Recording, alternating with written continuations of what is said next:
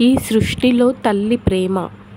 ప్రతి జీవి తన జీవితంలో ఎన్నో అడ్డంకులను దాటుకుంటూ తన జీవితాన్ని ముగిస్తుంది. ఆ భగవంతుడు ఏ జీవికి కూడా పూర్తి ఆనందాన్ని, పూర్తి స్వేచ్ఛను ప్రసాదించలేదు.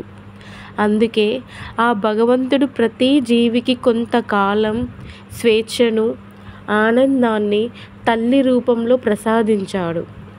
ఈ సృష్టికి మూలం తల్లి అని అంటారు. ఒక తల్లి మాత్రమే తన బిడ్డలను అపురూపంగా చూసుకుంటుంది అనడానికి ఒక ఉదాహరణ.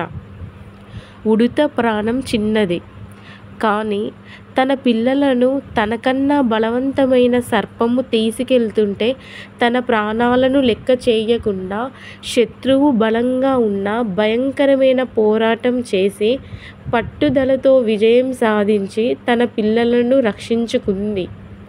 ఎదుటివాడు మన శత్రువు ఎంత బలవంతుడు అయినా సరే ప్రయత్నం చేసి విజయం సాధించవచ్చు అని నిరూపించుకుంది. Please like and share, subscribe my YouTube channel. నా వీడియో చూసినందుకు అందరికీ ధన్యవాదములు.